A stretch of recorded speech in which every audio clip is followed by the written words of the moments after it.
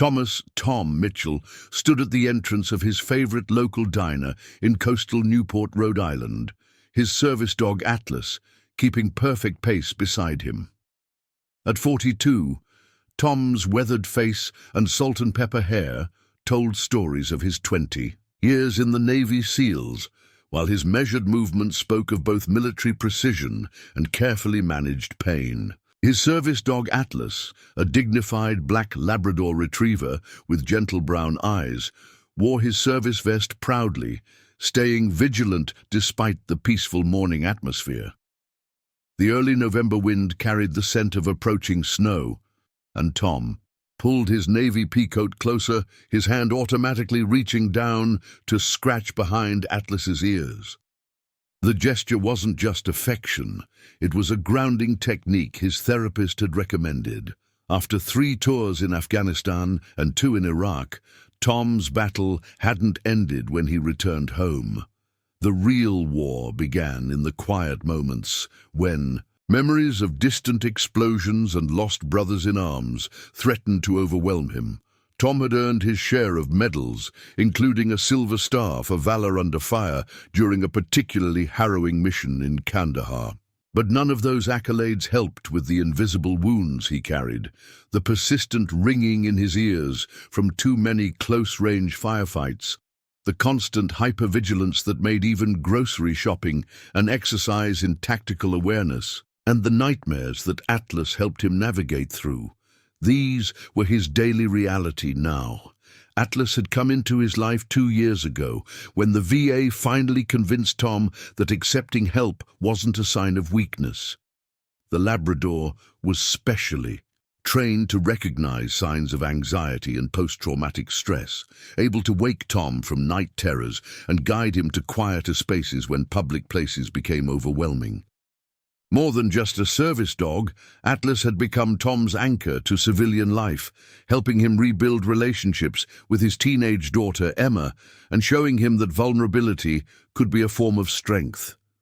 Today was supposed to be a good day. Emma, now 16, was coming to visit for the weekend, their first extended visit since the divorce 5 years ago. Tom had chosen Morgan's Diner specifically because of its quiet corner booths and the fact that the owner, Harold Morgan, was himself a Vietnam veteran who always welcomed service members with open arms. Or at least, that's how it used to be. As Tom reached for the door handle, he noticed something different. The familiar warmth of Morgan's Diner was still visible through the windows, but the usual greeting of coffee and bacon was accompanied by an unfamiliar face behind the counter. The new manager, a woman in her mid-30s with perfectly styled hair and a crisp white shirt, was arranging menus with mechanical precision. Atlas sensed the change in Tom's posture, the subtle tension that crept into his shoulders. The Labrador pressed gently against Tom's leg, a reminder of his steady presence. Tom took a deep breath, using the techniques his therapist had taught him. Change was part of civilian life, he reminded himself. Not every unfamiliar situation was a threat. The bell above the door chimed as they entered, and several heads turned to look. Tom was used to the stares. A 6'2" former SEAL with a service dog tended to draw attention. Usually, he could ignore them, focusing instead on finding a quiet corner where he could sit with his back to the wall, maintaining clear sightlines to all exits. It was a habit he couldn't break, and honestly one he wasn't sure he wanted to. The morning crowd was sparse, a couple of elderly regulars at the counter, a family with young children in a booth by the window, and a businessman absorbed in his laptop in the corner. Tom started toward his usual booth, Atlas moving smoothly beside him, when the new manager's voice cut through the quiet murmur of conversation. "Excuse me, sir." Her voice was sharp, carrying the kind of authority that came from memorizing corporate policies rather than earning respect. "We don't allow pets in the restaurant. Health code regulations." Tom felt his jaw tighten, but he kept his voice steady. Years of military discipline had taught him to handle confrontation with calm precision. "Atlas is not a pet, ma'am. He's a registered service dog." I have his documentation right here." He reached for the folder he always carried, though he wasn't legally required to show it. The manager, her name tag read Rebecca Stevens, raised a perfectly sculpted eyebrow. "I'm sorry, but we've had issues with people claiming their pets are service animals. Unless you can provide proof of your disability, I'll have to ask you to leave him outside." The request hit Tom like a physical blow. The idea of separating from Atlas sent a jolt of anxiety through his system that he fought to control. The dog, sensing his handler's distress, pressed closer, performing his trained response to rising stress levels. Tom could feel the familiar tightness in his chest, the slight tremor in his hands that signaled the beginning of what his therapist called a stress response. Around him, the diner had grown quiet. The family by the window was watching the exchange, the mother pulling her children closer, as if conflict might erupt at any moment. The elderly regulars at the counter had stopped eating, their coffee cups suspended halfway to their lips. Even the businessman had looked up from his laptop, though he quickly averted his eyes when Tom glanced in his direction. The scene was becoming exactly what Tom had spent years learning to avoid. A public spectacle that put him at the center of unwanted attention. But he couldn't back down, not when it meant abandoning the rights he and countless other veterans had fought to protect. Not when backing down might make it harder for the next veteran who walked through that door with their service dog.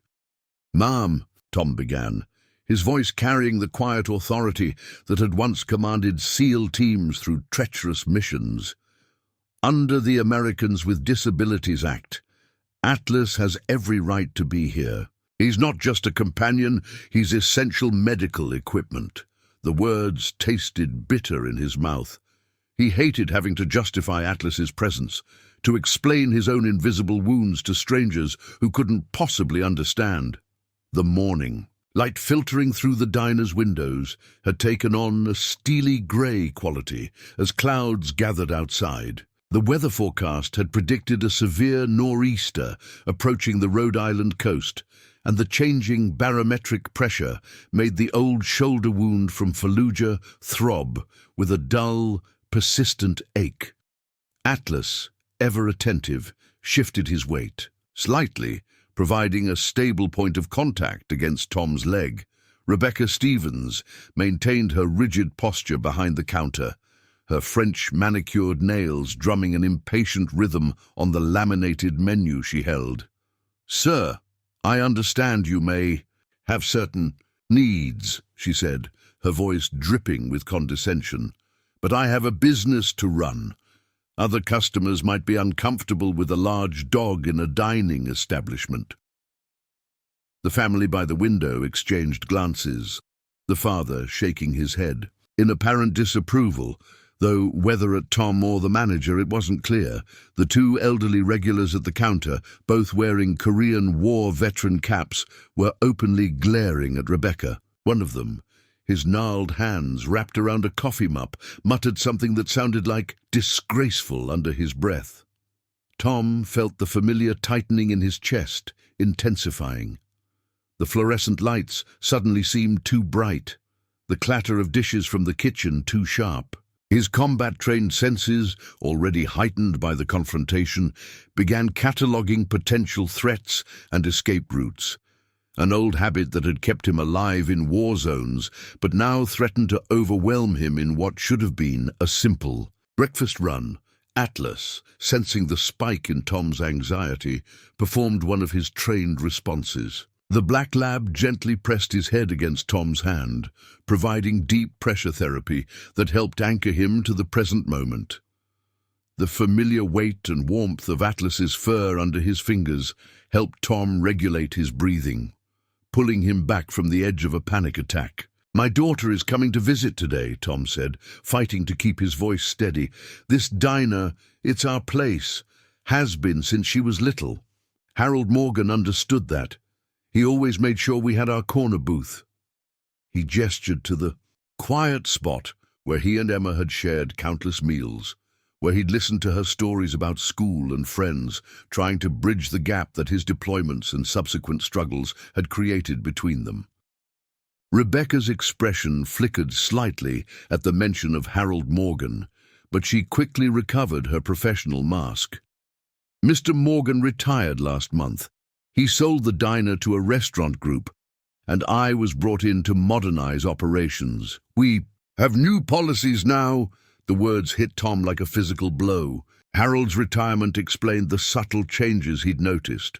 The newly printed menus, the rearranged counter seats, the missing photos of local veterans that had once covered an entire wall. The diner was losing its soul, becoming another sanitized corporate eatery where profit margins mattered more than people.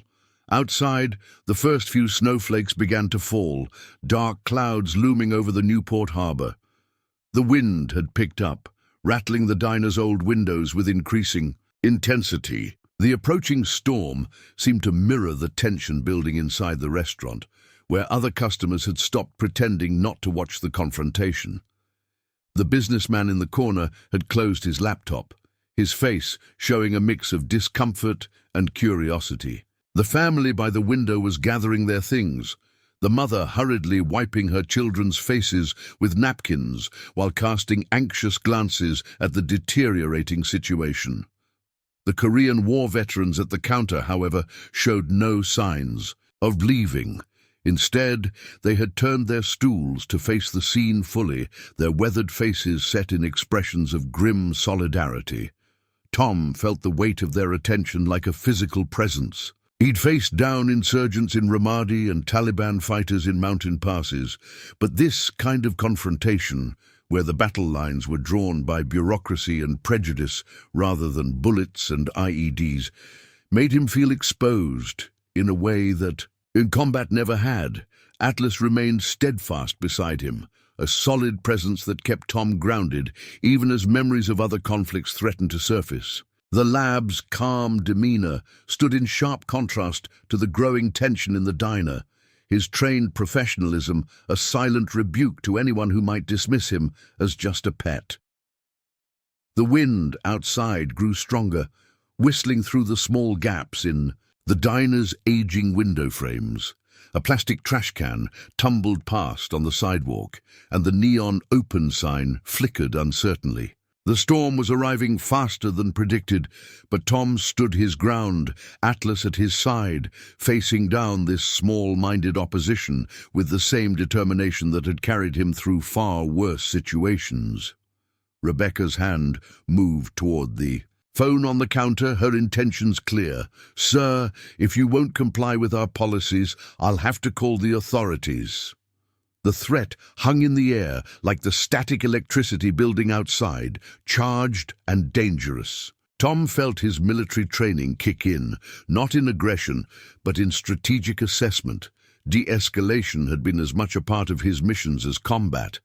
"Before you make that call," Tom said, his voice carrying the weight of experience, "you should know that denying access to a service dog is a violation of federal law. The ADA is quite clear about this." He reached into his coat pocket with deliberate slowness, producing a laminated card that he'd hoped he wouldn't need today. It outlined the relevant sections of the Americans with Disabilities Act, specifically those pertaining to service animals. The elderly veterans at the counter had abandoned any pretense of breakfast now. The older of the two, a man with silver hair and gnarled hands that spoke of years of hard work, slowly stood up. "Young lady," he called out, his voice gravelly but strong. "I've been coming to Morgan's for 30 years. Never thought I'd see the day when one of our own got turned away." The second veteran joined him, adjusting his Korean war cap with dignity. "Harold would be ashamed," he added, each word carefully measured. "He built this place on respect for service members." Outside, the storm's intensity increased. The snow was falling harder now, driven sideways by gusts that rattled the diner's sign. The weather alert system on several phones chirped simultaneously, warning of severe conditions. The businessman, who had been watching the scene unfold, checked his phone and frowned, concern replacing his previous discomfort. Atlas remained perfectly positioned beside Tom, his training evident in every controlled movement. When a particularly loud gust of wind slammed against the building, causing several people to jump, the lab didn't flinch. Instead, he maintained his vigilant watch over Tom, ready to respond to any signs of distress. Rebecca glanced nervously between Tom, the veteran regulars, and the growing storm outside. Her carefully maintained composure showed the first cracks of uncertainty. The phone in her hand remained poised, but unused. I have to follow corporate guidelines, she said, but her voice had lost some of its earlier conviction. The family, by the window, had finished gathering their belongings, but now faced a different dilemma. The father peered out at the deteriorating conditions, then turned to his wife. "Sarah, we better wait this out. The weather alert says visibility is near zero." His young daughter pressed her face against the window, watching the snow swirl. In violent patterns, Tom felt the familiar weight of responsibility settling on his shoulders. It was the same feeling he'd had countless times in the field, when situations went sideways and lives depended on quick, decisive action. The storm was rapidly becoming dangerous, and despite the confrontation, he couldn't ignore the potential threat to everyone's safety. "Ma'am," he said, addressing Rebecca with renewed purpose, "I understand you have policies to follow, but right now we've got a bigger problem developing." He gestured toward the windows, where the storm had transformed the morning into a white blur of driving snow. "That's a nor'easter hitting us, and it's hitting hard. You might want to consider the liability of forcing people out into these conditions." The businessman approached the counter, his laptop now packed away. "He's right," he said, surprising everyone by breaking his silence. "I just checked the weather radar. This is the leading edge of a major system. They're predicting possible power outages and whiteout conditions within the hour." Atlas's ears perked up at a new sound, the deep rumble of thunder, unusual for a snowstorm. The sound triggered something in Tom's memory, reminiscent of distant artillery fire. He felt his pulse quicken, but Atlas immediately pressed against him, providing the steady pressure that helped keep the flashbacks at bay. The Korean War veterans exchanged knowing looks. The older one, who had introduced himself as Frank, spoke up again. "In '52, we got caught in a winter storm during a patrol near the 38th parallel. Lost 2 good men because we couldn't find shelter in time. Sometimes survival means putting aside differences." Rebecca's phone chirped again with another weather alert. She looked at the screen, then at the growing number of concerned faces around her. The corporate facade began to crumble as the reality of the situation sank in. Outside, the wind howled through the streets of Newport, carrying with it the promise of a storm, fierce enough to remind everyone that nature cared nothing for human conflicts.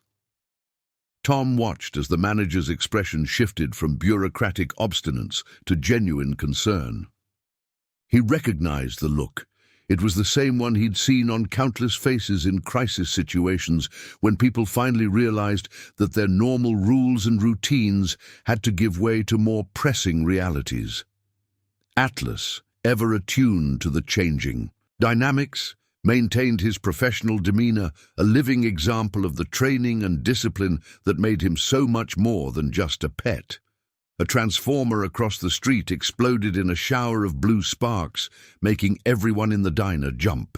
The lights flickered ominously, and the ancient heating system groaned in protest against the howling wind. Through the windows, the snow was now falling so heavily that the harbor, normally visible from the diner, had disappeared entirely behind a wall of white. "The emergency broadcast says we should all stay put," the businessman announced, his phone illuminating his worried face. "They're reporting multiple accidents on Memorial Boulevard already." He paused, looking at Rebecca.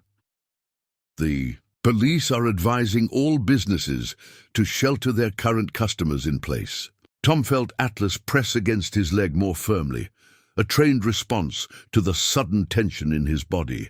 The explosive sound of the transformer had triggered his combat instincts, sending a surge of adrenaline through his system. But Atlas's steady presence helped him maintain his focus on the present situation, which was rapidly evolving from a conflict over access rights to a potential emergency.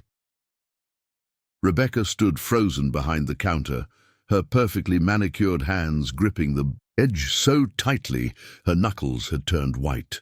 The corporate playbook she'd been following hadn't prepared her for this scenario. The diner's phone started ringing, probably the corporate office checking on conditions, but she made no move to answer it. Frank, the Korean War veteran, took charge with the casual authority of someone used to crisis situations. "Young lady," he addressed Rebecca, "you've got about 15 people in here who need shelter. That storm out there doesn't care about your corporate policies. And that dog," he nodded toward Atlas, "might be more useful than any of us before this is over." The family's young daughter started crying softly as another transformer exploded somewhere in the distance, plunging the street into deeper darkness. Atlas's ears twitched at the sound, but he remained focused on Tom, monitoring his handlers' stress levels while maintaining his training. Rebecca swallowed hard, looking around at the faces turned toward her. The corporate office hasn't provided protocols for this kind of situation. Her voice had lost its earlier bureaucratic edge, replaced by genuine uncertainty. Tom recognized the look in her eyes.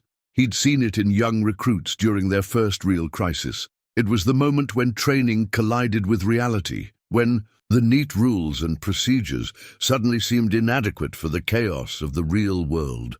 Despite his earlier anger at her treatment of Atlas, his SEAL training kicked in. In crisis situations, personal conflicts had to be set aside. "Ms. Stevens," he said, keeping his voice calm and authoritative, "I have extensive experience with emergency situations. If you'll allow it, I can help you organize this shelter operation." He gestured to Atlas. "And my partner here is trained for crisis response as well as personal assistance. He can help keep people calm." The lights flickered again, longer this time, and the wind screamed through every crack in the old building's facade. The heating system made one final protest before falling silent, and the temperature in the diner began to drop noticeably. Outside, the snow was accumulating at an alarming rate, already halfway up the diner's windows. The businessman, who had introduced himself as Michael Chen, stepped forward. "I'm a civil engineer," he offered. "I can check the building's structural integrity, make sure we're safe in here." He glanced at Rebecca, waiting for permission. The family huddled closer together in their booth, the parents trying to distract their children from the worsening situation. The father, Tom noticed, kept glancing at Atlas with growing appreciation, especially as the lab's calm demeanor seemed to help steady the other customers' nerves. Frank and his fellow veteran, who had introduced himself as Joe, had already begun taking stock of the diner's resources. "Kitchen's got a gas stove," Joe reported. "At least we can heat water if the power goes completely." Rebecca looked at Tom, then at Atlas, and something in her expression shifted. The corporate mask cracked completely, revealing the human beneath. "Okay," she said, taking a deep breath. "What do we do first?" Tom straightened slightly, falling naturally into the role of commander. "First, we need to inventory our resources and assess our vulnerabilities. Mr. Chen, please check the building's structural points. Frank, Joe, can you help organize the seating to create a warmer central area?" They nodded, glad to have clear direction. "Atlas guard," Tom commanded softly. The lab immediately shifted into a more alert posture, positioning himself where he could monitor both the main entrance and the dining area. His training allowed him to maintain his service dog duties to Tom while also providing a broader support role. The lights flickered one final time and went out completely, plunging the diner into the grey twilight of the storm. Several people gasped, and the young girl's crying grew louder. But before panic could set in, Atlas moved smoothly through the darkness to where the family sat, offering his calm presence as an anchor in the chaos. The storm had trapped them in the diner for 3 hours now. The snow continued to fall with relentless intensity, but inside, a peculiar kind of camaraderie had developed. Rebecca, having shed both her corporate demeanor and her high heels, was helping distribute sandwiches made from the kitchen's remaining supplies.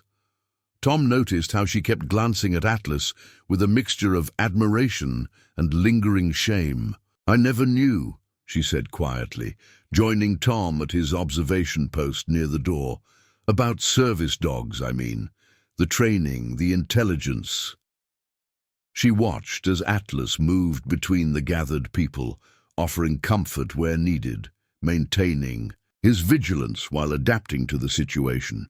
The corporate manual just has a paragraph about liability and health codes.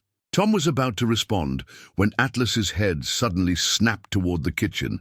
The lab's body language changed subtly, not alarmed but alert.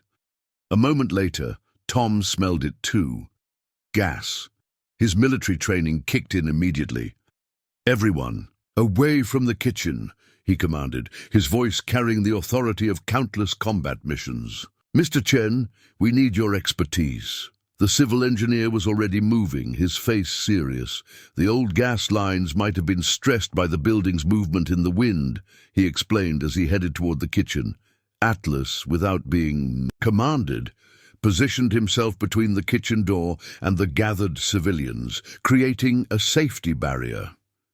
The children, who had been playing a board game found in the storage room, picked up on the tension. The young girl, Sarah, began to cry softly again. Atlas's ears twitched at the sound, but he maintained his position, demonstrating the incredible discipline of his training. Michael Chen emerged from the kitchen, his face grave. "The main gas line to the stove is showing signs of stress. The building's movement has caused some strain on the connection." He looked at Tom. "We need to shut it off, but that means losing our heat source."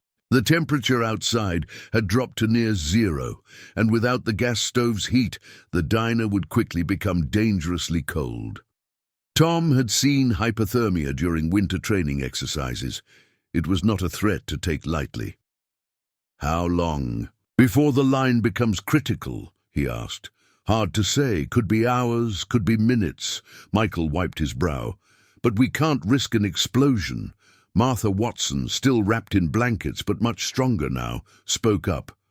"My house is just 2 blocks away," she said. "I have a wood stove and plenty of firewood if we could get there." Tom moved to the window, trying to gauge conditions outside. The snow was still falling heavily, but something had changed in the storm's character. The wind seemed to be dying, down slightly, offering a narrow window of opportunity. Atlas joined him at the window, his body language alert, but not anxious. 2 blocks in these conditions, Frank mused, joining them. Might as well be 2 miles. The Korean War veteran studied the swirling snow. Reminds me of that winter in 51. Lost our whole unit's bearing in a storm like this. If we'd had a dog like Atlas. Tom looked at his service dog, an idea forming. Atlas was trained in navigation and pathfinding. It was part of his service dog protocol for helping Tom find exits during anxiety attacks. But this would be pushing those skills to their limit. "Atlas could guide us," Tom said slowly. "He can maintain a straight line even in low visibility, and he's trained to find buildings." He turned to the group. "But it would be dangerous. We'd need a rope line, and everyone would have to follow exactly." Rebecca, who had been listening intently, disappeared into the storage room and returned with a length of thick rope. "We use it for deliveries," she explained. "It's not long enough for everyone to hold at once, but we could make a chain." The businessman looked skeptical. "Trust our lives to a dog?" But Martha Watson cut him off. "That's not just any dog," she said firmly. "He saved my life today, and I've seen him work. There's something special there."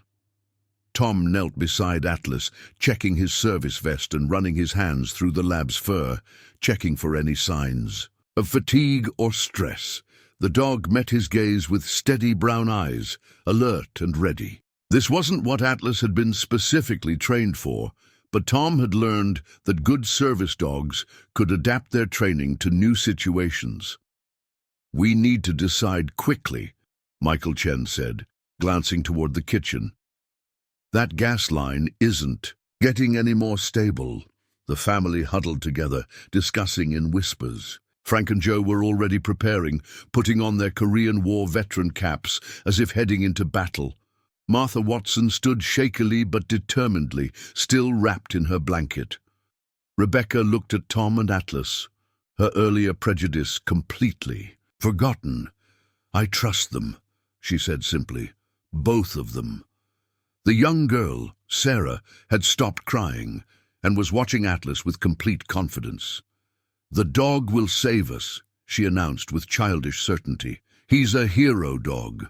Tom felt the weight of responsibility settling on his shoulders, a familiar feeling from his SEAL days. But this time, he wasn't leading a team of trained operators. He was responsible for civilians, including children and elderly, and his only backup was a service dog whose primary training was for PTSD support. The evacuation plan came together with military precision. Tom organized everyone into pairs, each responsible for the person behind them. The rope, threaded through belt loops and pulled tight, connected them all like mountain climbers preparing to cross a glacier. Atlas, wearing his service vest with its reflective strips, would lead with Tom right behind him. The elderly veterans insisted on taking the rear positions, their combat experience making them ideal sweepers. "Remember," Tom instructed, his voice carrying the weight of command, "if you lose sight of the person in front of you, pull the rope twice. 3 sharp tugs means emergency stop." He looked at each face in turn, reading their mix of fear and determination. "Atlas knows what he's doing. Trust his lead, stay close, and we'll make it." Rebecca had found chemical hand warmers in the emergency kit, distributing them among the group. She'd also improvised protection for their faces using cleaning rags and rubber bands. The transformation in her attitude was complete, from rigid corporate manager to essential team member. Michael Chen made one final check of the gas line. "We've got maybe 20 minutes before this becomes critical," he reported, his usual business polish replaced by grim practicality. "The temperature drop when we open that door will probably speed that up." The children had been placed in the middle of the line, sandwiched between their parents. Sarah, the young girl who had been crying earlier, now watched Atlas with complete trust. "He's like a superhero dog," she whispered to her brother, who nodded solemnly. Martha Watson, still wrapped in her blanket but now fortified by coffee and determination, knew her role was crucial. 2 blocks straight down Maple, then left on Cedar," she repeated. "The house is the 3rd one, dark blue with white trim. There's a key under the ceramic frog by the steps." Tom did one final equipment check. The flashlights they'd found were distributed every 3rd person, with extra batteries secured in pockets. Atlas's vest was secure, its reflective strips catching the dim light. The lab stood perfectly still, understanding the gravity of the situation through Tom's body language and tone. "Atlas, find path," Tom commanded, using one of the dog's trained navigation commands. Atlas's ears perked forward, his posture shifting into working mode. This wasn't exactly what he was trained for. His navigation commands were meant for finding exits during Tom's panic attacks. But Tom was counting on the lab's intelligence to adapt. The moment they opened the door, the storm hit them like a physical wall. The wind drove snow sideways, instantly coating them in white. The temperature drop was shocking, making everyone gasp. Atlas, however, moved forward with purpose, his black form barely visible against the swirling snow. Tom felt the familiar combat focus settle over him. The rope in his hands connected him to every life behind him, just as Atlas's lead connected him to their only hope of navigation. The lab moved with surprising confidence, maintaining a straight line despite the disorienting snow. The first block was the hardest. The wind seemed determined to push them back, and the snow was knee-deep in places. Atlas forged ahead, occasionally pausing to check his bearing before continuing. Tom could barely see him, despite being directly behind, but he felt the confidence. In the dog's movement through the lead, halfway down the second block, someone tugged the rope twice. Tom passed the signal forward to Atlas, who stopped immediately. "Status," Tom called back, his voice nearly lost in the wind. The message relayed back. Martha Watson had stumbled, but Frank and Joe had caught her. After a moment, 3 tugs signaled they were ready to continue. Atlas led them through the turn onto Cedar Street with unexpected precision, as if he could sense the street layout through the blinding snow. Tom realized the lab was probably following the subtle changes in ground texture where sidewalk met road, using his trained sensitivity to surface changes to maintain their course.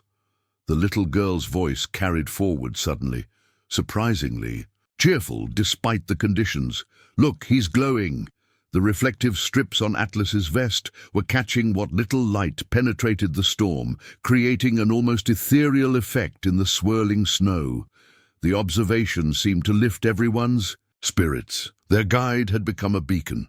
Time lost meaning in the whiteout conditions. Each step required full concentration. Each tug of the rope carried vital communication. Atlas maintained his pace, steady but careful, constantly checking back to ensure Tom was following. The bond between handler and service dog had never been more crucial. Finally, Atlas stopped. Through the curtain of snow, Tom could barely make out a dark shape. A house. "Martha," he called back, "can you confirm?" The message relayed down the line, and her response came back. "This is it. The frog is by the steps on the right." Tom gave Atlas a new command. "Find object."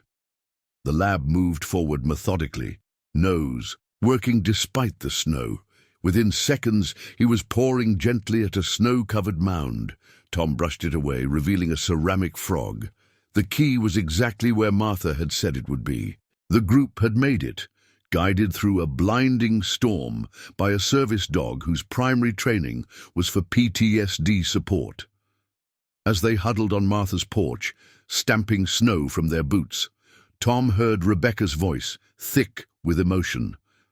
"I will never, ever question a service dog again." Martha's house transformed quickly into an emergency shelter.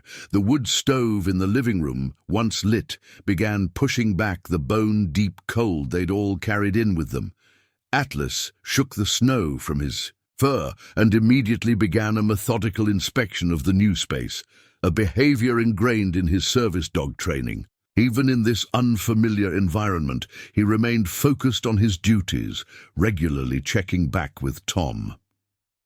"He's still working," Tom explained to Sarah, who watched the lab's movements with fascination. "Service dogs don't really go off duty.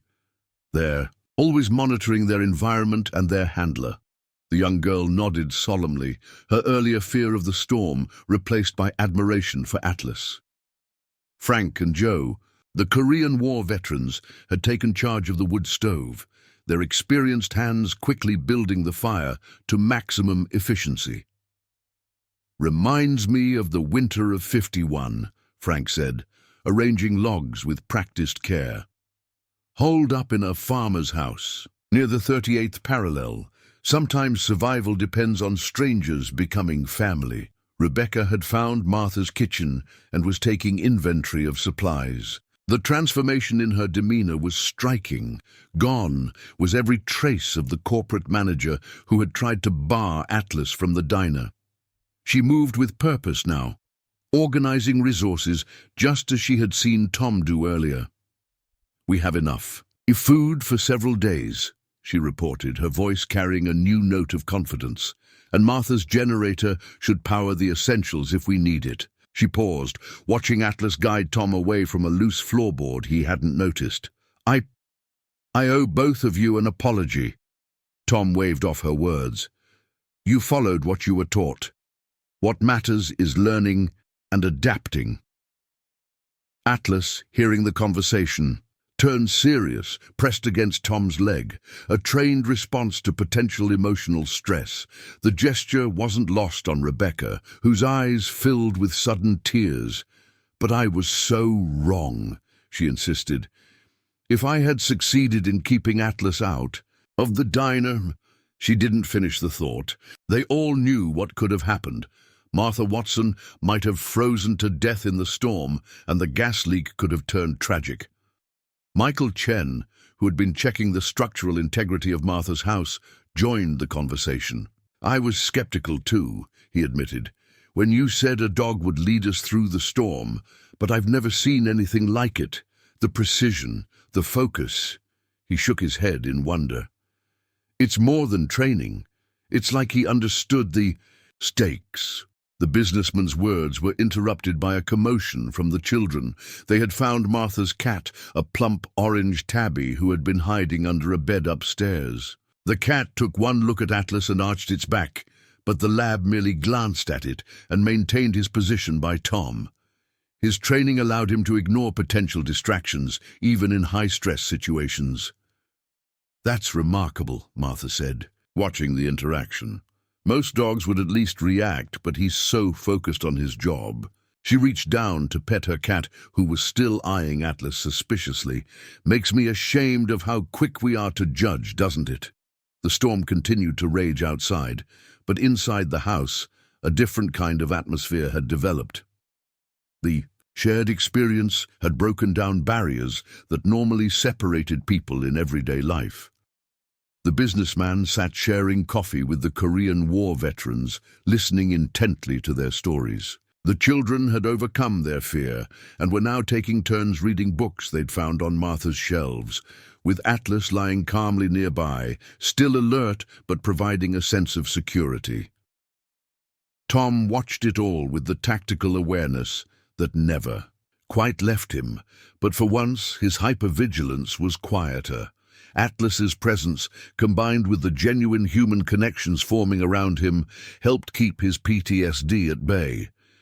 The lab seemed to sense this, maintaining closer contact than usual, his trained responses adapting to the unique situation. Rebecca approached Tom again, this time holding something in her hands.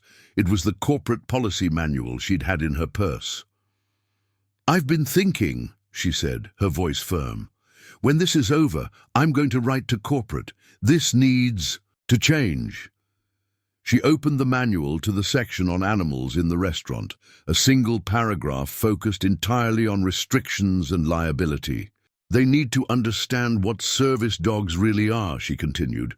"Not just the legal requirements, but the real impact they have. Would you—" She hesitated, then pressed on. "Would you and Atlas be willing to help me make that case?" Before Tom could respond, Martha's ancient radio crackled to life, the emergency broadcast system reporting that first responders were beginning to reach stranded residents. But the group gathered in the warm living room felt less urgency. About rescue now. Something more important had happened in that house, something that transcended the immediate crisis. Atlas, sensing the shift in energy, did another sweep of the room before settling back beside Tom. His presence was both professional and comforting, a living example of how service dogs bridged the gap between ability and disability, between isolation and connection. The storm had forced them together, but Atlas had shown them how to truly see each other.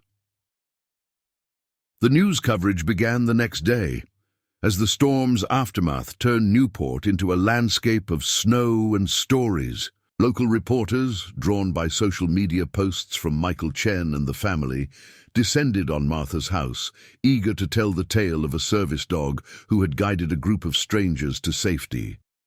Atlas, true to his training, remained unfazed by the cameras and microphones, maintaining his focus on Tom and his duties. "It was like something out of a movie," Michael Chen told the reporters, his business polish restored, but his perspective forever changed.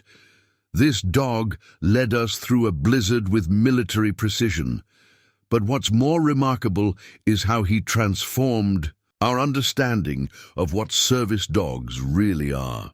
The story quickly gained traction beyond local news.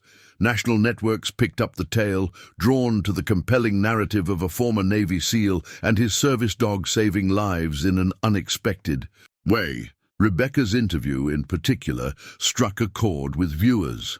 "I was wrong," she stated firmly to the cameras, her corporate poise now tempered with genuine emotion. "I stood there, citing policy about not allowing dogs in restaurants while this incredible animal was about to save all our lives. But it's not just about the rescue, it's about understanding what service dogs mean to their handlers, to our veterans, to our community." Tom tried to maintain a low profile during the media attention, his PTSD making him uncomfortable with crowds and cameras. Atlas worked overtime, positioning himself between Tom and the press when he sensed his handler's anxiety rising. The reporters, watching this interaction, began to understand that the dramatic rescue was only part of the story. Frank and Joe, the Korean War veterans, became unexpected advocates. "We didn't have anything like this in our day," Frank explained to a reporter, gesturing to Atlas. "Coming home from war was a lonely business. Watching Tom and Atlas work together, seeing how that dog helps him navigate not just snowstorms, but the storms inside, that's something special." The corporate office that owned Morgan's Diner initially released a standard statement about reviewing their policies, but Rebecca wasn't satisfied. She began a campaign, supported by photographs and testimonials from everyone who had been in the diner that day. The image of Atlas leading the group through the blizzard, captured on someone's phone just before they left the diner, became a powerful symbol.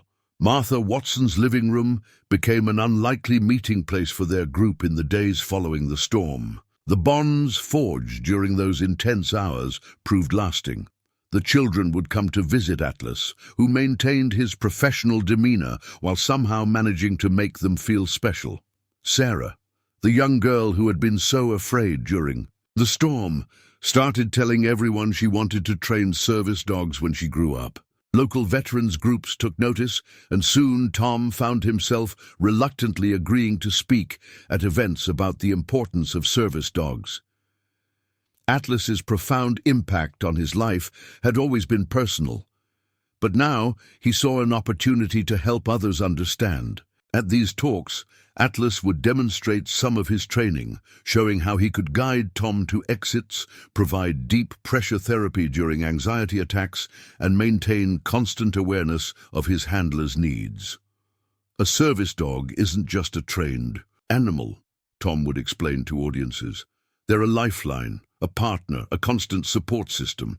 Atlas helps me navigate not just physical spaces, but the invisible obstacles that PTSD puts in my path."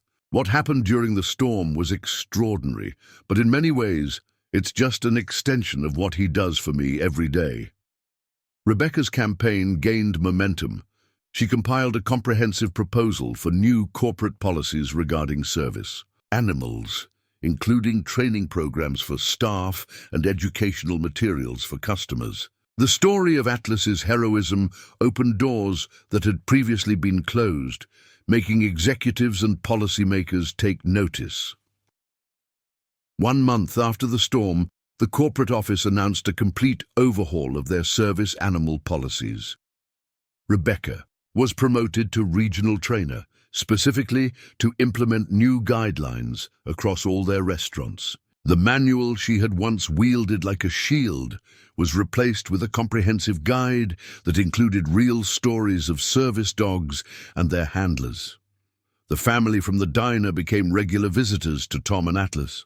Sarah would bring her school friends to meet the hero dog, and Tom found himself gradually becoming more comfortable with these small social interactions.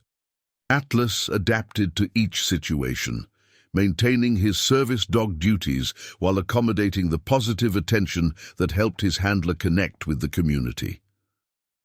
Martha Watson turned her living room into an unofficial meeting space for local veterans, with Atlas as the honorary mascot. The old house that had sheltered them during the storm became a different kind of shelter, a place where veterans could gather, share stories, and learn about resources like service dogs that could help them navigate civilian life. The media. Attention eventually faded, but the impact of that stormy day lingered in changed policies, new friendships, and deeper understanding. Atlas continued his daily duties with the same quiet dedication, unaware that his actions had sparked a broader conversation about service dogs and the people who relied on them. 6 months after the storm, Tom stood at a podium in Washington, D.C., Atlas steady at his side. The invitation from the Department of Veterans Affairs had come as a surprise, an opportunity to speak at a national conference on veteran support services. The audience was filled with policymakers, healthcare providers, and veteran advocates, all eager to hear about the Newport storm that had changed perceptions about service dogs.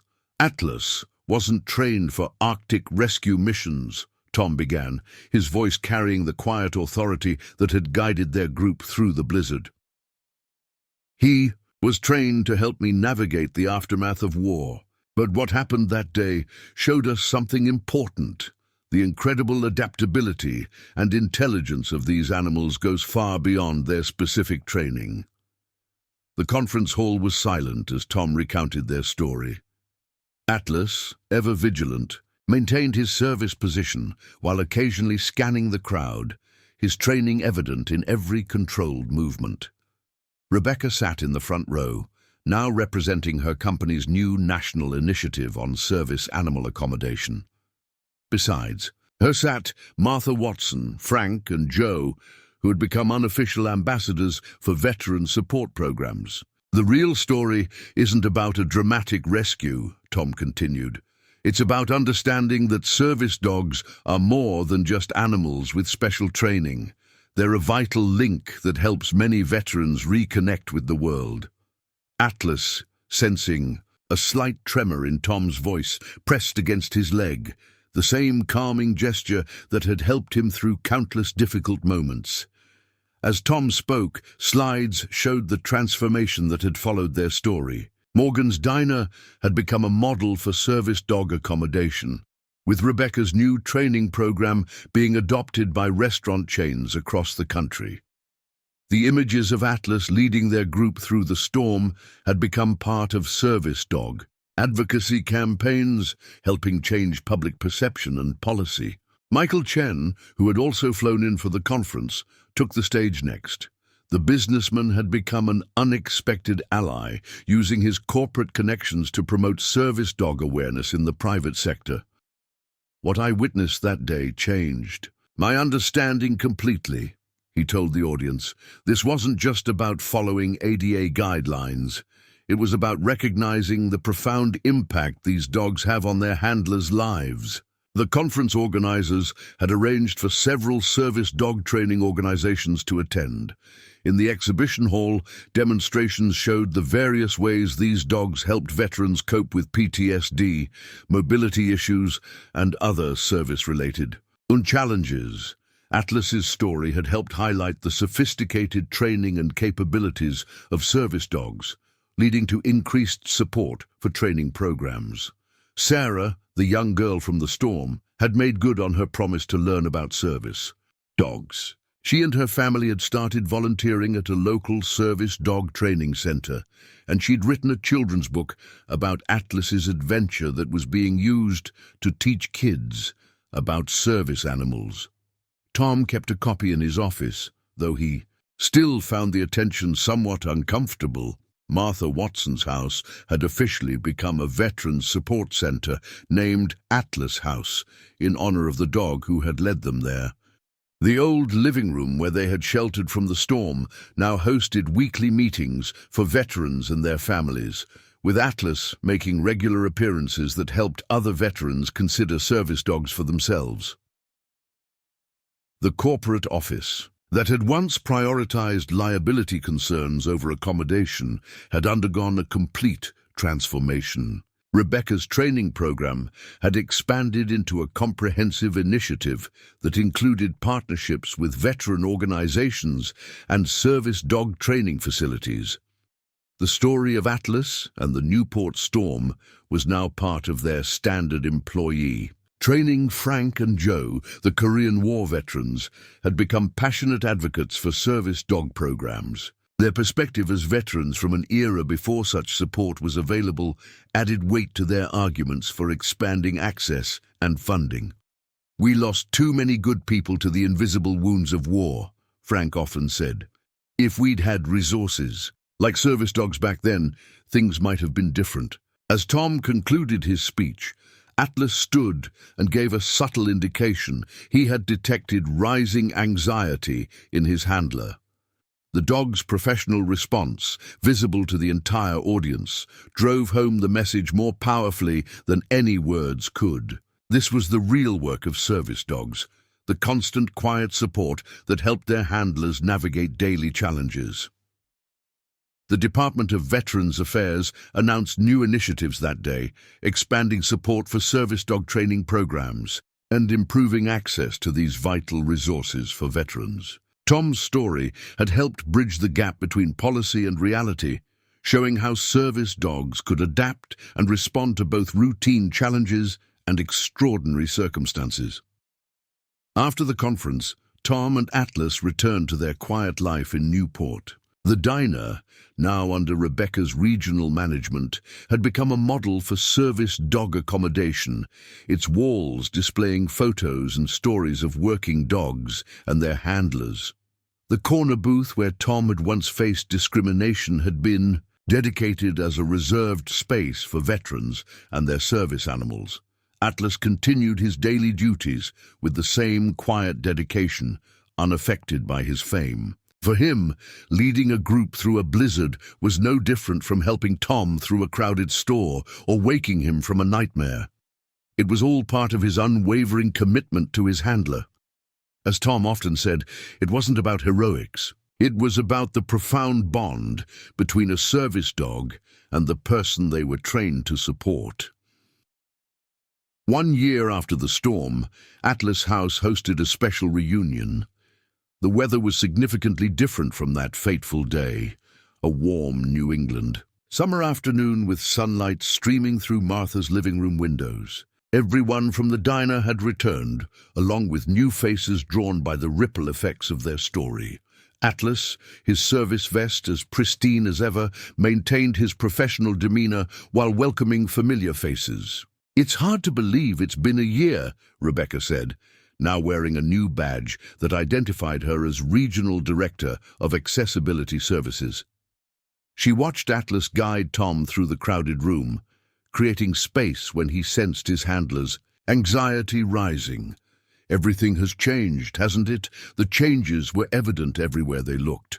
Morgan's Diner, visible from Martha's front porch, now displayed a prominent Service Animals Welcome sign designed by Sarah, who had turned her artistic talents toward advocacy. The diner had become a gathering place for local veterans, with Atlas's corner booth often hosting informal support meetings.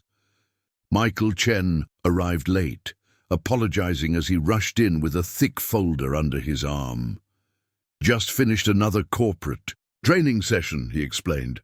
His consulting firm now specialized in helping businesses develop comprehensive service animal policies. The businessman, who had once been skeptical of Atlas's abilities, had become one of the most vocal advocates for service dog awareness in the private sector. Frank and Joe, wearing their Korean War veteran caps proudly, had set up a small display of photographs in Martha's dining room. The images told a story of progress, from their own days of struggling alone with war's invisible wounds to the current generation of veterans finding support through service dogs. Atlas featured prominently in many of the photos.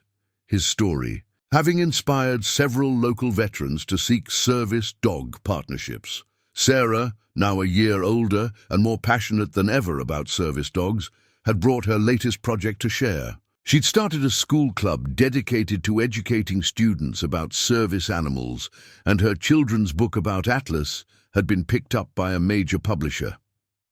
"Look, Atlas," she called excitedly, showing him the final printed copy. The lab glanced at the book, then returned to his duties, making Sarah giggle, always working just like in the story. Tom found himself more comfortable with the gathering than he would have imagined possible a year ago. Atlas's steady presence helped, but so did the genuine understanding he saw in everyone's eyes. These people had witnessed firsthand the difference a service dog could make, not just in crisis, but in the quiet daily moments of healing. Martha Watson had transformed her house into more than just a meeting place. Atlas House had become a symbol of community support for veterans, offering everything from informal gatherings to structured support groups. The ceramic frog that had hidden the key during the storm now sat proudly on a shelf inside, a reminder of how crisis could forge lasting connections. "The best part," Martha told anyone who would listen, "is watching the transformations." She gestured to a young veteran who had recently started visiting with his new service dog, a German shepherd named Luna. "They come in uncertain, often alone, but they leave knowing they're part of something bigger." The afternoon turned to evening, and Rebecca called for everyone's attention. She had an announcement to make. "The corporate office has approved our proposal," she said, beaming. "We're launching a national training program for businesses on service dog accommodation, and guess who they want as our lead consultant?" She looked at Tom and Atlas. Tom felt the familiar tightening in his chest that came with public attention, but Atlas was already there, providing the steady pressure that helped him stay grounded. The lab's unwavering support reminded him why this work was so important.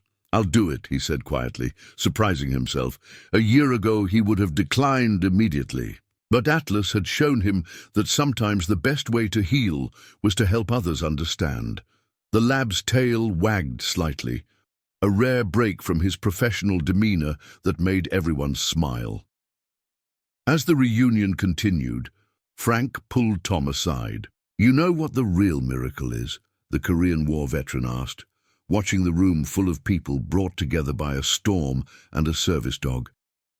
"It's not just that Atlas led us through the blizzard. It's that he's leading all of us to better understand each other." The evening wound down with plans already forming for future gatherings. Sarah's school club would be visiting the diner for their first field trip, learning about service dog accommodation in public spaces. Michael Chen was organizing a business leadership conference focused on accessibility. Rebecca had speaking engagements lined up at restaurant associations across the country. As the guests began to leave, each one stopping to thank Atlas, who maintained his professional focus despite the attention, Tom reflected on how much had changed. The storm had been a catalyst, but the real transformation had come from people's willingness to learn and understand. Atlas had shown them that service dogs were more than just trained animals. They were bridges between worlds, helping their handlers navigate both physical and emotional landscapes. Martha's cat, now completely comfortable with Atlas's presence, watched from its perch as the last guests departed. The summer sunset painted the room in warm colors, so different from the grey storm that had brought them all together. Atlas, ever vigilant, did one final sweep of the house before settling into his position beside Tom, ready as always for whatever. Challenges lay ahead. The story's impact continued to ripple outward, touching lives far beyond Newport. 2 years after the storm, Tom and Atlas found themselves traveling across the country, sharing their experience with a wider audience. The once reluctant speaker and his steadfast service dog had become powerful advocates for change, though Atlas remained focused solely on his primary duty, supporting Tom. The biggest change came in the form of federal legislation. The Atlas Act, Assistance and training for leadership in animal service was introduced in Congress, aimed at expanding support for service dog programs and strengthening accommodation protections. The bill's acronym was no coincidence.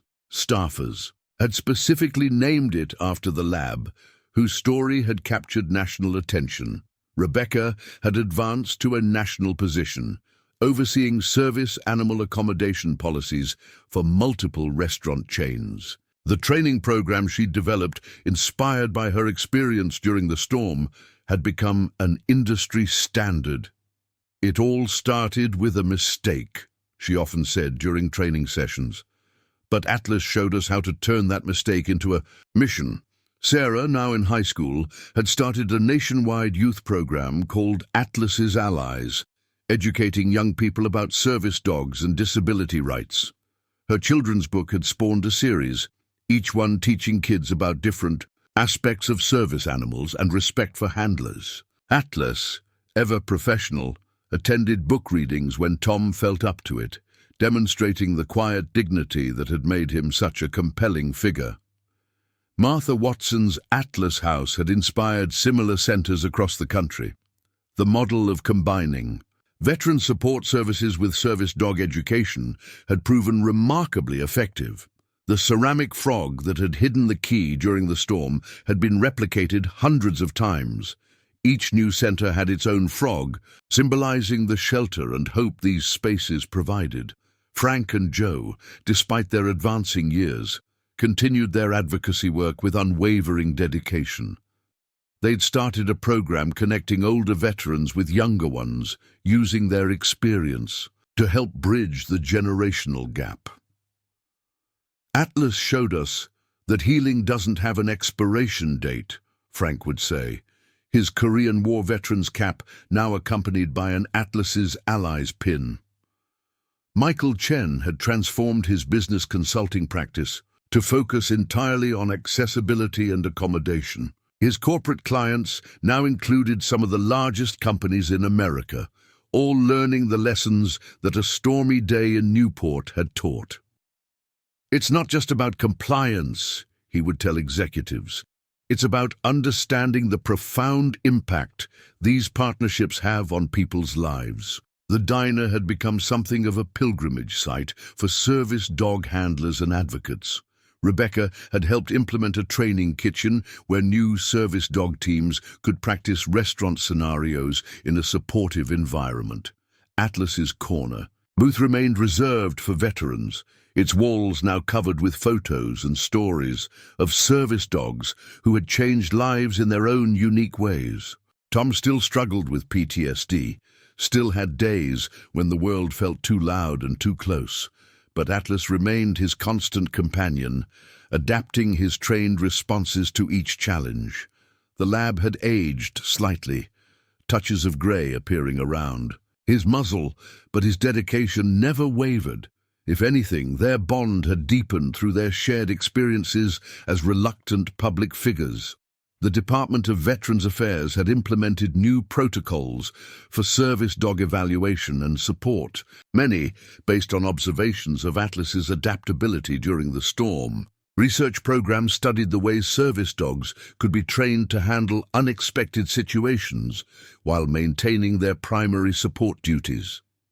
Atlas's ability to lead the group through the blizzard while continuing to monitor Tom's anxiety levels had opened new avenues of understanding about service dog capabilities. On quiet evenings, when the speeches and demonstrations were done, Tom and Atlas would sometimes visit the diner just before closing. Rebecca had given them a key, understanding that some days required more solitude. They would sit in their corner booth, the lab maintaining his vigilant watch while Tom reflected on their journey. The booth's wall now held a simple plaque. "In honor of Atlas, who taught us that service comes in many forms and that understanding begins with an open heart." Below it hung the iconic photo of Atlas leading the group through the storm, his reflective vest glowing like a beacon in the swirling snow. Other changes were more subtle but equally profound. Local businesses, inspired by the diner's example, had embraced service dog education for their staff.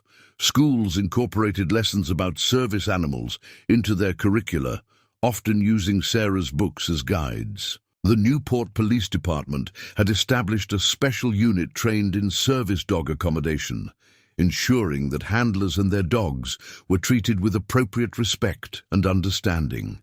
Atlas himself remained unchanged by the attention, focused solely on his duties to Tom.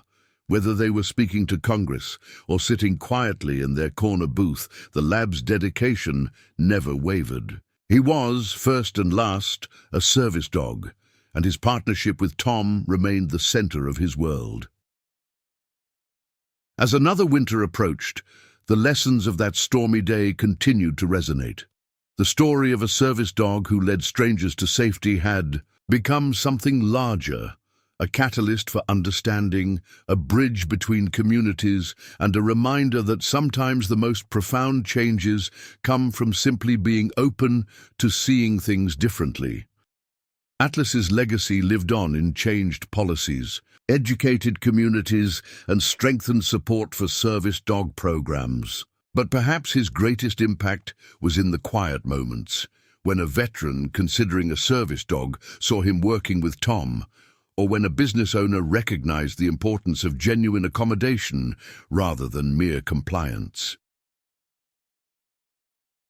The storm that had brought them all together had long since passed, but its effects continued to ripple outward, touching lives and changing perspectives. Atlas, true to his nature, remained focused on his primary duty, supporting Tom, unaware that his simple dedication had helped reshape the way America understood and supported service dogs and their handlers.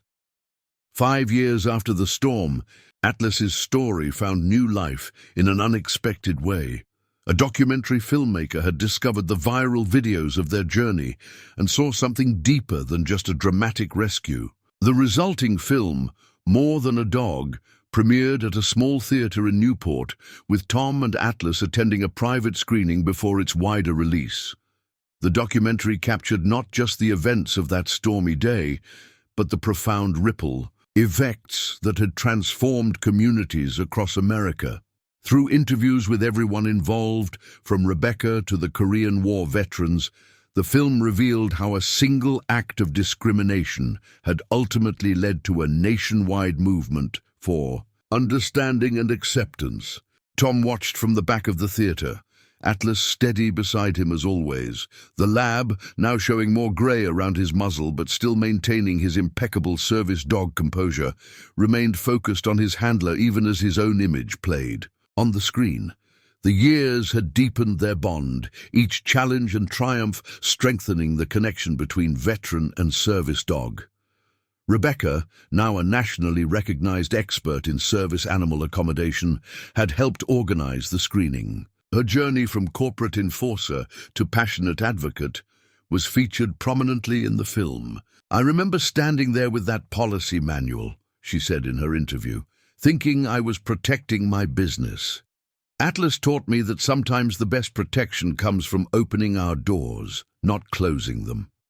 The documentary revealed new details about that day that even those involved hadn't known. Security camera footage from the diner, discovered during the filming, showed Atlas's subtle responses to Tom's rising anxiety during the initial confrontation. Small movements and positioning that demonstrated the sophisticated training of service dogs. These scenes became powerful teaching tools for businesses and organizations, learning about proper accommodation. Sarah, now in college and studying to become a service dog trainer, had contributed her perspective to the film. Her children's book series had expanded to include educational materials for schools, and she'd established a scholarship program for veterans seeking service dog partnerships. "Atlas showed me my life's purpose," she explained in her interview. "He proved that one dog can change not just one life, but an entire community's understanding."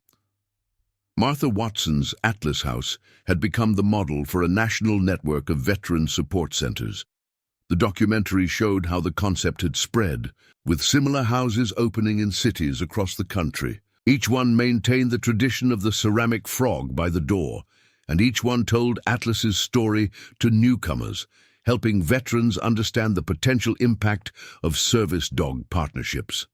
Frank and Joe, both looking frailer but no less passionate, in their documentary interviews had seen their vision of veteran support expand beyond anything they'd imagined. The program they'd started, connecting older veterans with younger ones through service dog education, had been adopted by VA centers nationwide.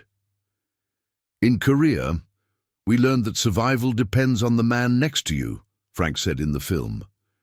Atlas showed us that healing works the same way. Michael Chen's business consulting practice had evolved into a full-scale institute for corporate accessibility training.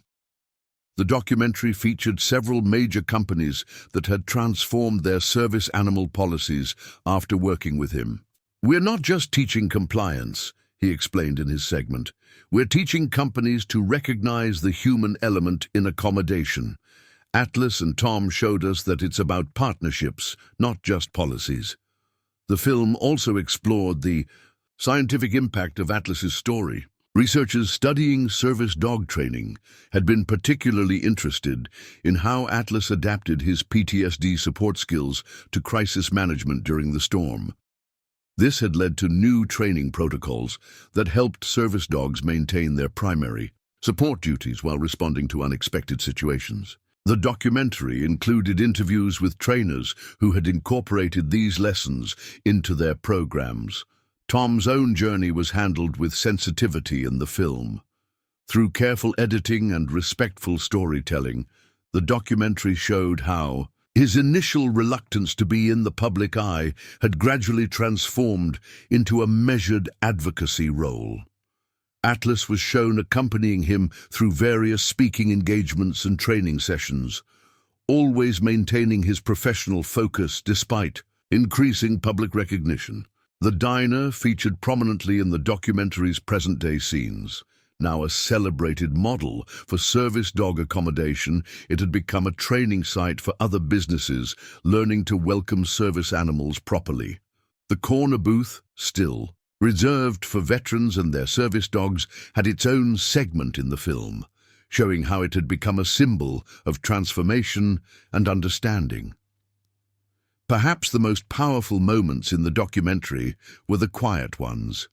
Atlas performing his daily duties, responding to Tom's needs with the same dedication he'd shown during the storm.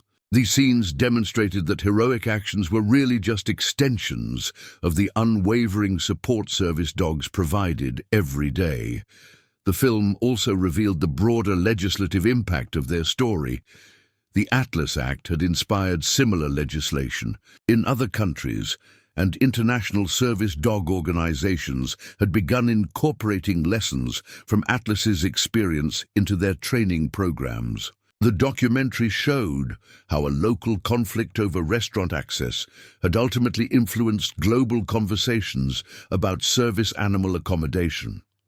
Rebecca's training program, now standardized and implemented across multiple industries, was featured as a case study in effective policy change. The documentary showed how her personal transformation had led to systematic improvements in how businesses approached service dog accommodation. "We stopped thinking about liability," she explained, "and started thinking about opportunity. The opportunity to serve our whole community better." As the documentary explored the long-term effects of that stormy day, it revealed how the experience had changed everyday interactions in Newport and beyond. Local business owners spoke about their shifted perspectives. School administrators discussed their expanded education programs, and law enforcement officials explained their enhanced training in service dog accommodation. Atlas himself, though, older now, remained the same steady presence he'd always been. The documentary captured moments of him working with Tom, showing how their partnership had evolved but never diminished. The grey in his muzzle and the slight slowness in his movements couldn't mask the unwavering dedication that had made him such a powerful symbol of service dog capabilities. The film's final scenes returned to Martha's house, where a new generation of veterans was finding support and understanding. The camera followed a young Marine and her service dog, newly partnered, as they were welcomed into the community that Atlas and Tom had helped build. The ceramic frog by the door, now accompanied by a small plaque telling Atlas's story, remained a symbol of hope and shelter. After the private screening, Tom stood quietly in the empty theater, processing the experience of seeing their story told in such detail. Atlas pressed against his leg, providing the steady support that had never wavered through all their experiences. The lab's action, so simple and yet so profound, summed up everything the documentary had tried to capture. The quiet, consistent dedication that defined true service. Rebecca approached them, tissues in hand. "It's amazing," she said softly, "seeing it all laid out like that, how one moment of confrontation turned into this." She gestured broadly, encompassing not just the film, but everything it represented. The changed lives, the new understanding, the bridges built between communities. The documentary would go on to win several awards and be used as a training tool in businesses, schools, and organizations across the country. But its greatest impact was in showing that extraordinary actions often grew from ordinary devotion. The kind Atlas demonstrated every day, through the simple act of being there for his handler. As they left the theater that evening, Tom and Atlas passed the diner, its windows warm and welcoming in the gathering dusk. The service animal's welcome sign caught the light, and through the window they could see several veterans with their service dogs gathered in the corner booth. Atlas glanced at the scene, then refocused on Tom, ever mindful of his primary duty. His dedicated focus, captured so powerfully in the documentary, continued to teach new generations about the true meaning of service. 10 years after the storm, Newport hosted a landmark event, the first International Service Dog Symposium. The venue was a testament to how far things had come. A newly built convention center that incorporated design elements specifically for service dog teams, with Atlas's story literally woven into its architecture through subtle paw print motifs. In the flooring that helped dogs navigate the space, Tom, now with streaks of white in his hair, but standing as straight as ever, delivered the opening address. Atlas, elderly but still carrying himself with dignified purpose, lay at his feet in the familiar service position. The lab's face was now completely white, but his eyes remained sharp and attentive, constantly monitoring his handler's stress levels, just as he had done for the past decade. 10 years ago, Tom began, his voice carrying across the hushed auditorium, a storm changed how we think about service dogs. But the real change wasn't in the dramatic rescue everyone heard about.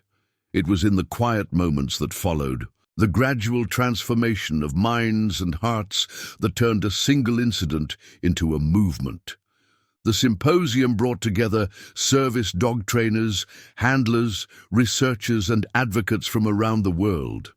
Rebecca, now running her own consulting firm specializing in service animal accommodation, had helped organize the event. Her journey from that confrontational morning in the diner to becoming an internationally recognized expert embodied the transformation they were celebrating.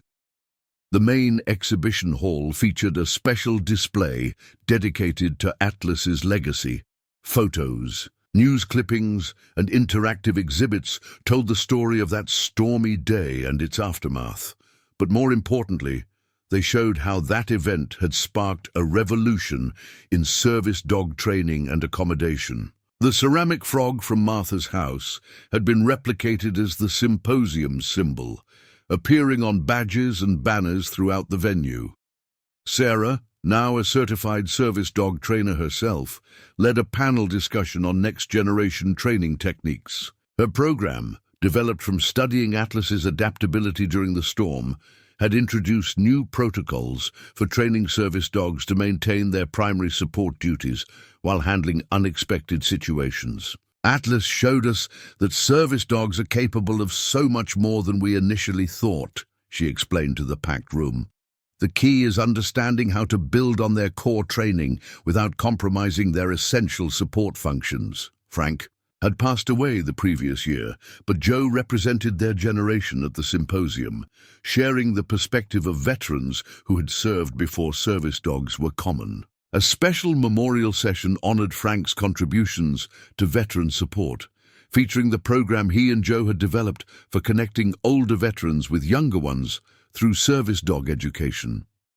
The session was held in the Frank and Joe Veterans Hall, a wing of the convention center dedicated to their legacy. Michael Chen's institute now had branches in multiple countries, and his presentation on corporate accommodation practices drew attendees from major companies worldwide. What started as a local incident has become a global standard for how businesses approach service dog accommodation, he told the audience. We've moved beyond simple compliance to understanding the profound impact these partnerships have on both individuals and communities. Martha Watson, now in her 90s but still sharp as ever, received a standing ovation when she appeared via video link from Atlas House. The network of veteran support centers that had grown from her original shelter now spanned 3 continents, each maintaining the traditions and principles established in Newport. Every ceramic frog we place by a door, she said, her voice strong despite her years, represents not just shelter from storms, but a commitment to understanding and supporting our service dog teams. The symposium featured groundbreaking research, presentations on service dog capabilities. Studies inspired by Atlas's performance during the storm had led to new understandings of how service dogs processed complex situations while maintaining their primary support duties. One researcher presented evidence that service dogs could simultaneously monitor their handlers' needs while adapting to environmental challenges, something Atlas had demonstrated during their snowbound journey. The diner, now a historic landmark, hosted special evening sessions during the symposium. Its corner booth, preserved exactly as it had been 10 years ago, served as a powerful reminder of how far they'd come. Rebecca had arranged for veteran service dog teams from around the world to share meals there, creating new connections in the same space where understanding had once been denied. Tom found himself reflecting on the changes as he watched Atlas navigate the symposium crowds. The lab moved more slowly now, but his dedication hadn't diminished with age. If anything, their bond had deepened through the years of public appearances and advocacy work. Atlas had never sought attention or recognition. He remained focused solely on supporting Tom, which paradoxically had made him the perfect symbol for service dog capabilities. The Atlas Act, now implemented in various forms across multiple countries, had its own dedicated session at the symposium. Legal experts and policymakers discussed how the legislation had evolved from its original form to address new understandings of service dog partnerships. The Act's influence had extended far beyond its initial scope, inspiring international agreements on service dog access and accommodation. A special ceremony honored the original group from the storm. Rebecca, Sarah and her family, Michael Chen, Joe and Martha, via video, gathered on stage with Tom and Atlas. The audience heard how each of them had transformed that experience into different forms of advocacy and support. The ceramic frog sat on a pedestal center stage, symbolizing both shelter from storms and the welcoming spirit that had grown from their shared experience. Throughout the symposium, Atlas demonstrated why he had become such a powerful symbol. Despite his age, he maintained his professional focus, responding to Tom's needs with the same dedication he'd shown a decade ago. When Tom's anxiety rose during particularly crowded sessions, Atlas performed his duties flawlessly, showing younger service dogs and their handlers what genuine partnership looked like. The event included practical training sessions where new service dog teams could learn from experienced handlers. Tom and Atlas participated in several, showing how their partnership had evolved to address Tom's changing needs as both handler and dog aged. These sessions proved particularly valuable for handlers, learning to adapt their commands and expectations as their service dogs grew older. As the symposium drew to a close, Tom delivered final remarks that captured the spirit of transformation they were celebrating. 10 years ago, Atlas taught us that service dogs are more than their training, more than their tasks, more than even their remarkable abilities to adapt and respond. They are partners in the truest sense, dedicated to supporting their handlers through whatever challenges arise. Our job now is to ensure that this understanding continues to grow and evolve for the next generation of service dog teams. The closing ceremony featured a surprise announcement: the establishment of the Atlas Scholarship Fund, which would support veterans seeking service dog partnerships. The fund, secretly organized by Rebecca and Sarah, would ensure that Atlas's legacy continued to create new opportunities for understanding and support. As Tom and Atlas made their way home that evening, they passed the diner where their story had begun. The service animals welcome sign now included translations in multiple languages, reflecting the international impact of their experience. Through the window, they could see new handler dog teams sharing meals and stories, creating their own bonds of understanding in the space where acceptance had once been denied. Atlas, tired from the long day but still attentive to his duties, guided Tom safely home. The lab's grey muzzle and slower pace spoke of years of dedicated service, but his brown eyes remained as alert and loving as ever. Their partnership, which had helped transform how the world understood service dogs, continued to demonstrate that the most profound changes often came from the simplest acts of dedication. If you enjoyed this heartwarming story about Tom and Atlas and want to hear more inspiring real-life stories like this one, make sure to subscribe to our channel. Click the subscribe button below and hit the notification bell, so you never miss our weekly uploads of extraordinary tales that showcase the incredible bonds between humans and animals, stories of courage, transformation, and the power of understanding. Remember to like this video and share it with anyone who might find inspiration in Atlas's story. Your support helps us continue bringing you these meaningful narratives that remind us of the extraordinary impact service dogs have on people's lives. Join our growing community of storytellers and story lovers, where we celebrate the moments that change lives and bring people together. Leave a comment below sharing your thoughts or your own experiences with service dogs. We'd love to hear from you. Thank you for being part of our journey, and we'll see you in the next video where another remarkable story awaits. Stay inspired.